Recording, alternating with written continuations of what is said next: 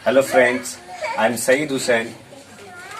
आपका हमारे YouTube channel touch education में फिर से स्वागत है।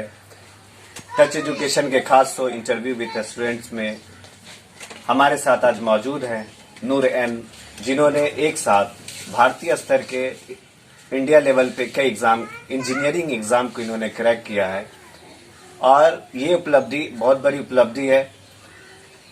तो और खासकर ये जो है इंडिया लेवल पे एग्जाम होता है तो इसमें कंपटीशन भी कुछ बहुत ज्यादा होती है और स्ट्रगल भी बहुत ज्यादा करना पड़ता है, ज्यादा तैयारी करनी होती है। तो मैं अभी आपके सामने हमारे इस चैनल पे मौजूद है नूरैन, जो अपना सबसे पहले अपना इंट्रोडक्शन देंगे और अपने बारे में बताएंगे। जी, मेरा नाम मोहम्मद नूरैन है और मैंने बहुत सारे एग्जाम दिए हैं, जैसे जेईई मेंस, जेईई एडवांस, कॉमेट के, और महाराष्ट्र का एक स्टेट एग्जाम होता है एमएसटी सीईटी, और मेरे जेईई मेंस में 96.5 परसेंटाइल थे और जेईई एडवांस में लगभग 22,000 रैंक थी और मेरा एमएसटी सीईटी का 98 परसेंटाइल आया था और कॉमेट के में लगभग 600 रैंक थी। जी, बहुत बहुत शुक्रिया। आप ये जो एग्जाम आपने दिया, इस एग्जाम की तैयारी में आपने कौन कौन सी परेशानी आपको उठाने पड़े, इसके बारे में हम बताएं। जी, पहले तो अपने आप को मोटिवेट रखना बहुत इम्पोर्टेंट है। ये हमेशा लगभग आप लगातार एक हफ्ता पढ़ेंगे, उसके बाद आपका एनर्जी डाउन हो जाता है। तो पहली बात, अपने आप को मोटिवेट रखना बहुत इम्पोर्टेंट है। वही जो मोटिवेशन है वो मतलब मम्मी पापा ने बहुत दिया। वो बोले कि आपको बहुत बड़ा एग्जाम देना है, आपको ये सब बहुत मोटिवेट रहना है। तो उन लोगों ने बहुत दिलासा दिया और उनकी वजह से मैं खुद को मोटिवेट रख पाया। और आप अपने एकेडमिक क्वालिफिकेशन, जैसे कि आपने 10th जो किया, मैट्रिकुलेशन जो आपने कंप्लीट किया, वो कहाँ से और कितने मार्क्स के साथ और कौन से बोर्ड में? जी, मैंने 10th सऊदी अरबिया से किया था, मॉडर्न इंटरनेशनल स्कूल जो अलहसा में है। वहाँ पे मेरे 83 परसेंटेज थे बोर्ड्स में 10th के, और मैंने 12th जामिया मिलिया इस्लामिया से किया, जिसमें मेरे 86 परसेंटेज थे। जी, बहुत बहुत शुक्रिया। साथ ही आप ये बताएं कि आपने ये जो अचीवमेंट हासिल किया, आपने ये जो अचीव किया, इसका श्रेय आप किनको देना चाहेंगे? जी, पहले तो मैं पूरा श्रेय अपनी मम्मी पापा को देना चाहूंगा। बीच बीच में मेरे घर मतलब गांव से मामू नानी, उनके कॉल आते थे। वो लोग बोलते थे हमें आपसे बहुत उम्मीद है, तो उन लोगों ने थोड़ा मोटिवेट किया। उनको भी पूरा श्रेय देना चाहूंगा। जी, बहुत बहुत शुक्रिया। अब मेरा अगला क्वेश्चन आपसे ये बनता है कि आपने शहरों से शिक्षा हासिल किया है, आप गांव में जो रह रहे कुछ स्टूडेंट्स हैं, उनके लिए आप क्या करना चाहेंगे और उनको क्या संदेश देना चाहेंगे? जी, उनके लिए तो मैं यही संदेश देना चाहूंगा, जिंदगी में कुछ भी नामुमकिन नहीं है। अगर आप किसी चीज से लग जाएंगे, किसी चीज को पाने की आप पूरी शिद्दत से कोशिश करेंगे, तो वो मिलना कभी मुश्किल नहीं है, एकदम आराम से आपको मिल जाएगा। तो मैं यही कहना चाहूंगा, अगर आप पढ़ाई करते हैं तो कोई भी कंपटीशन आपके लिए मुश्किल नहीं है, आपको लग जाना होगा उस पर।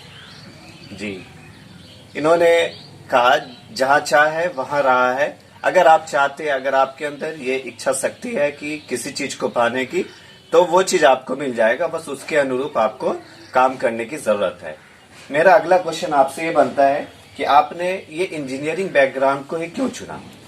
जी, एक्चुअली मैं जब 6th में था तो मुझे कंप्यूटर्स बहुत इंटरेस्टिंग लगते थे।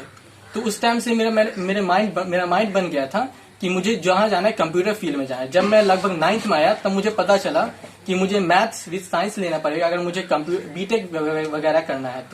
तो मैंने 11th में पापा को बोला कि मुझे साइंस विद मैथ्स लेना है, लेकिन पापा बोल रहे थे कि आप बायो के साथ जाओ। लेकिन फिर भी मैंने उन्हें किसी तरह मना लिया और मैथ्स ले लिया, साइंस विद मैथ्स ले लिया और मतलब अपना बोर्ड दे दिया।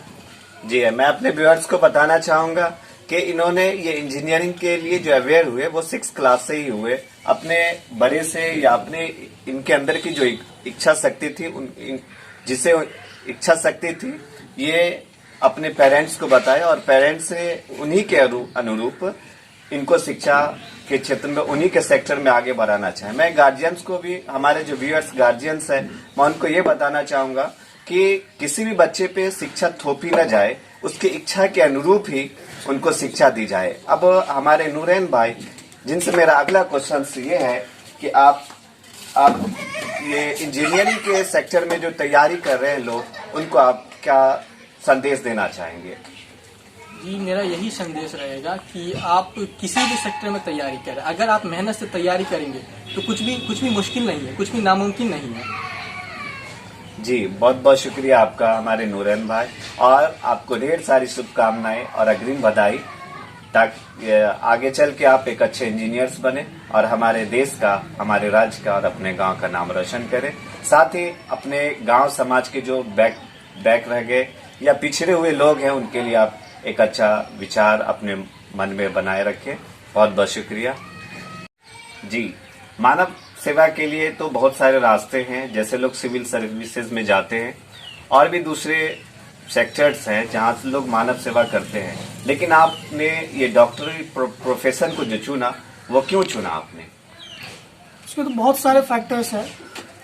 तो ये कि बहुत नोबल प्रोफेशन है डॉक्टरी का, और पेरेंट्स की भी ख्वाहिश थी, ये भी था। और जो बायोलॉजी सब्जेक्ट है वो मेरा फेवरेट सब्जेक्ट था, उसमें काफ़ी मतलब मज़ा आता था एक तरीके से पढ़ने में, तो इसीलिए रास्ता काफ़ी सही लगा।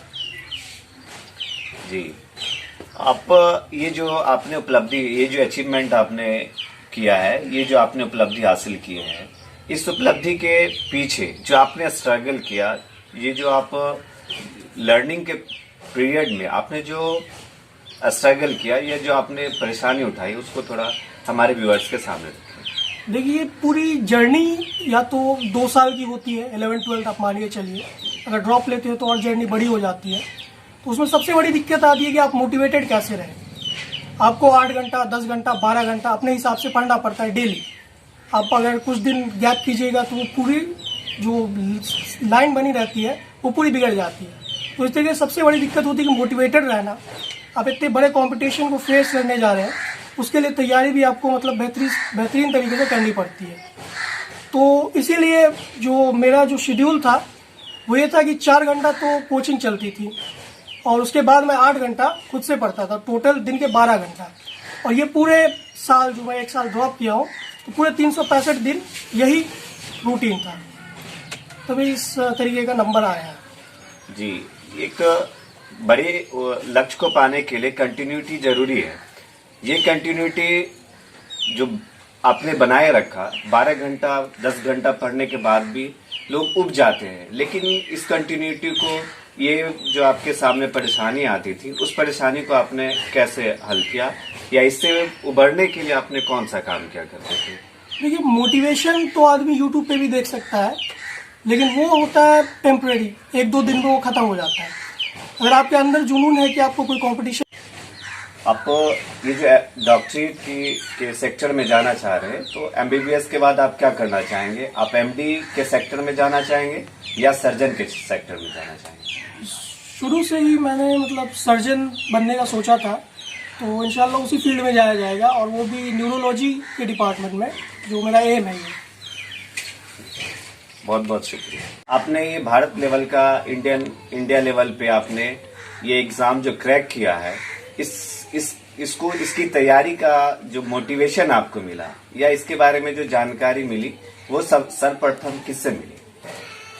सर्वप्रथम देखिए, पहले तो आइडिया नहीं था मुझे मेडिकल कैसे होता है, क्या होता है। तो सबसे पहले जिन्होंने मुझे गाइड किया, मेरे मामू आदिल मीना जी, तो उन्होंने ही गाइड किया था कि ऐसा एग्जाम होता है, इसकी ऐसी तैयारी होती है। वहीं से सबसे पहला आइडिया आया था। बाद में कई टीचर ने मोटिवेट किया कि कोई बड़ा एग्जाम होता है, बड़े एग्जाम को निकालो, उसका रुतबा अलग होता है। तो उससे भी थोड़ा मोटिवेशन मिला कि जाए कंपटीशन, कुछ क्रैक करे।